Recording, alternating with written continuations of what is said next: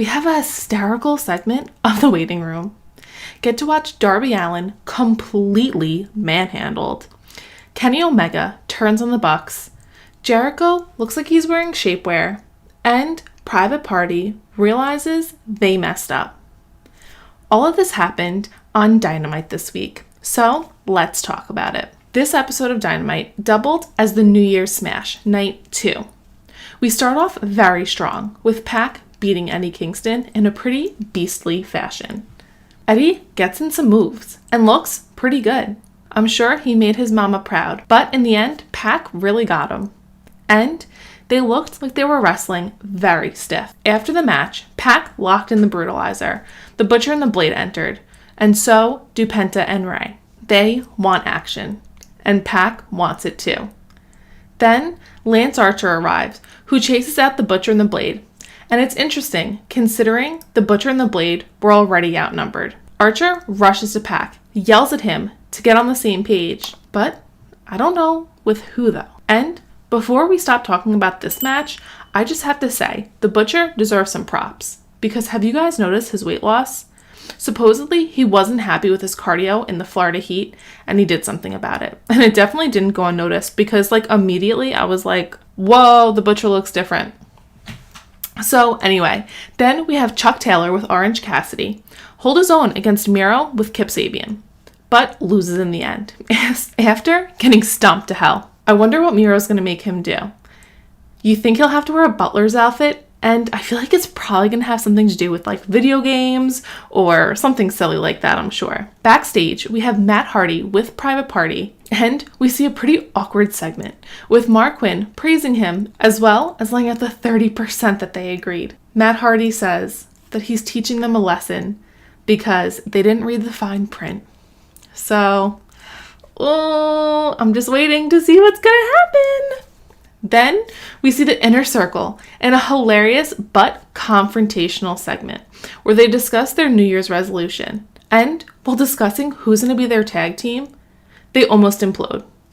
And did you guys notice, if you guys didn't see my video yesterday, you might want to go check it out. I had a little bit of a rant. I mean, you don't really have to go look, but I went on a rant a little bit about this because poor Chris Jericho came out in a shirt that looked like it was covering some kind of shapewear or something like that. And then MJF said that his New Year resolution is to do away with fat people, while Jericho is standing there with a shirt that looks like it's covering shapewear after, obviously everything happened. Everybody was talking a lot of about Chris Jericho gaining weight, which I'm just going to say it. If you didn't watch my last video, I really don't think he's fat. I think it's bloat from all that he drinks. I really don't think he's fat.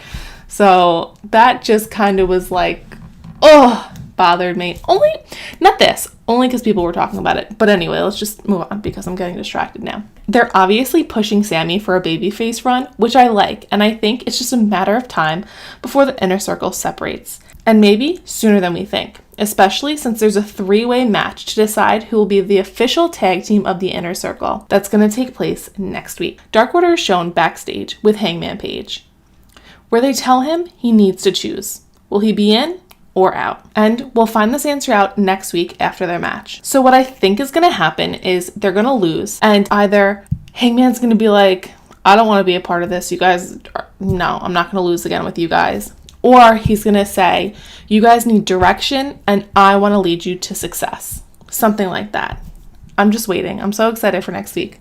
Then we have Callis and Kenny. And oh my god, I just realized Don Callis' last name is Callis. Oh. Anyway, we see them backstage, and Callis brags about them having all the belts.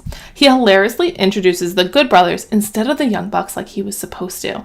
And Omega and the Good Brothers then beat the Varsity Blondes and Danny Limelight in an average bout. And then Jon Moxley attacks Omega and the Good Brothers until they use their numbers advantage. Penta and Phoenix come out to save him. And they super kicked the Young Bucks, who came out to stop Moxley. And I really thought that Moxley was going to do a paradigm shift on both of them, but the super kick will do. And also, how funny is it that when I start complaining about how much the Bucks don't sell, they do. And honestly, I don't even care about how they didn't sell in the past. I'm just happy that they sold this. And then the brawl was stopped when everybody pulled back.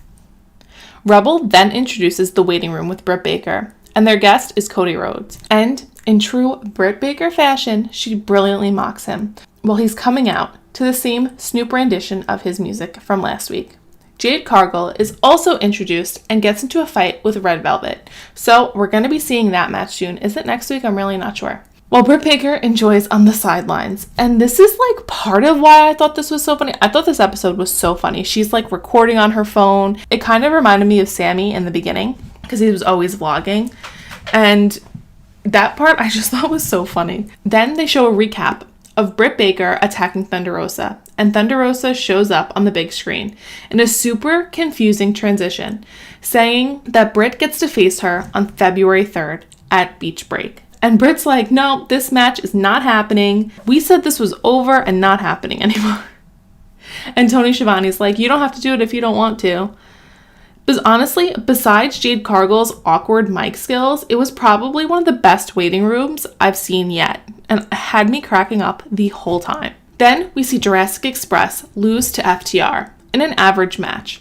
I think Marco might have a little bit of ring rust in the beginning because it seemed like he was messing up moves, and at one point it looked like he completely missed a kick altogether.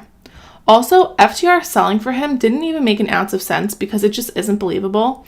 So that kind of got me there, but overall I still thought it was a pretty good match.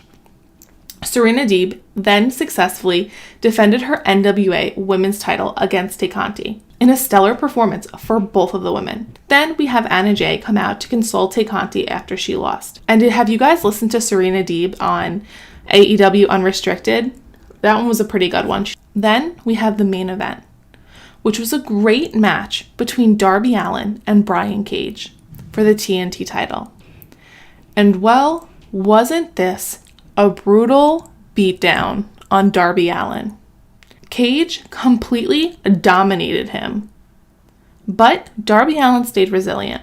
And when Team Taz attempted to interfere, the lights went out, and Sting teleported and used his baseball bat to save Darby.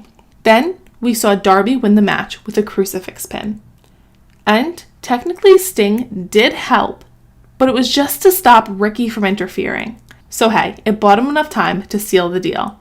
And I don't know if you guys saw, did you guys notice this or is it just me? I would not be surprised if Darby Allin came out of this with a broken rib because Brian Cage landed completely on his rib and he's like 100 pounds heavier. I watched Brian Cage on Unrestricted and wow, like it really made me like him. He's so nice and personable, and even his young daughter came on camera. I'm pretty sure this was an old Unrestricted, but I just watched it like this week. And I've watched a couple other interviews where they say that he actually is really this nice in real life, and it's actually hurt him in the business. And maybe this is just why he's lost 2 of the title matches, because he is just so nice and lets these guys get over, which is fine. But I don't know. If you guys haven't watched that Unrestricted, you really should. I thought it was really, really good. He did lose to a modified pin though, so maybe it won't hurt him that much. This episode wasn't as pay-per-view-y as I was expecting it to be, but there sure was a lot of drama, and I still enjoyed it from the beginning to the end. What did you guys think? That's it for today's video, guys. Don't forget to like and subscribe for more videos just like this, and leave a comment down below with what you thought, and I'll see you guys tomorrow. Bye!